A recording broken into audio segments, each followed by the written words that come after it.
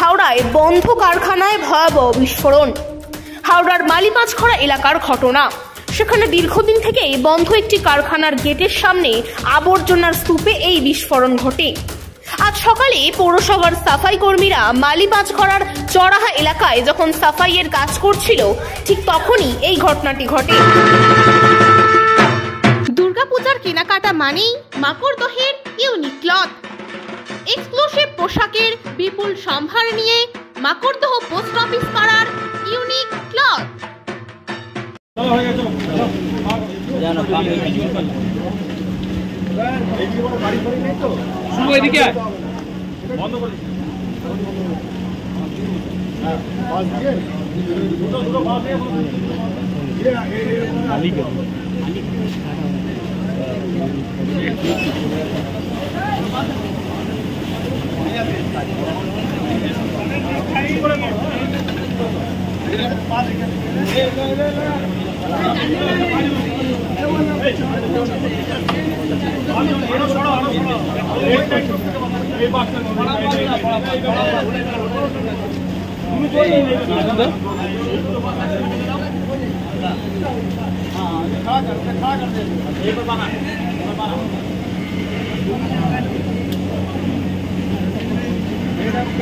বিস্ফোরণের ফলে গুরুতর আহত হন দুই সাফাই কর্মী।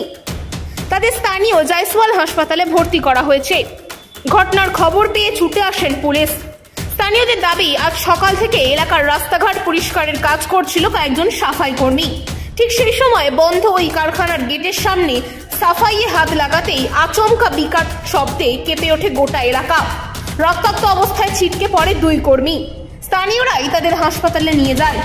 আবর্জনার স্তূপে ঠিক কি ছিল, বোমা নাকি কোনো কেমিক্যাল, তার তদন্ত শুরু করেছে মালিপাঁচঘড়া থানার পুলিশ।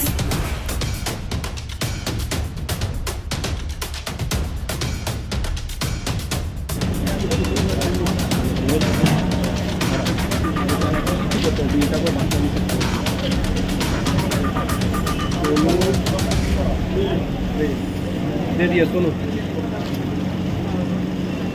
कैसा आवाज हुआ था यार? वो तो कचरा साफ कर रहा था। कचरा में उसको देखा गया कि वो कचरा उठा के फेंका, उसमें से कुछ केमिकल रहा होगा, फट गया होगा। अच्छा, हाँ। तो कोई आहत हुआ है कोई? हाँ, तो किसी को चोट लगा, लेडीज को।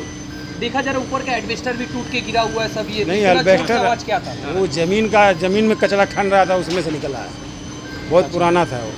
बहुत पुराना था। बम भी हो सकता है क्या? बम नहीं था। क्या था इतना जोर आवाज हुआ? वो लगता कोई बम रहता तो धुआं निकलता ना, वो तो एसिड था। एसिड टाइप का कुछ था। इससे पहले जमीन लिया होगा, उसमें कुछ विस्फोटक चीज था जो आवाज हुआ। हाँ, बस। आपका नाम? जयेश राय। এবার মেয়েরাও হোক দুর্গা, সরস্বতী, কালী। সঞ্চয়িতা ফিটনেস স্টুডিও ডোমজুড়ে এই প্রথম শুধুমাত্র মহিলাদের জন্য।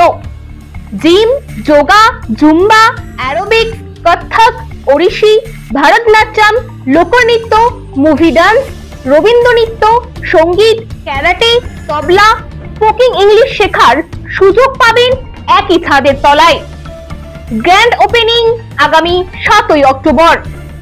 অধিকারী অ্যাপার্টমেন্ট, ডোমজুড়, দক্ষিণ ঝাপরদহ, বাণিজ্য সিনেমার কাছে। আজই যোগাযোগ করুন।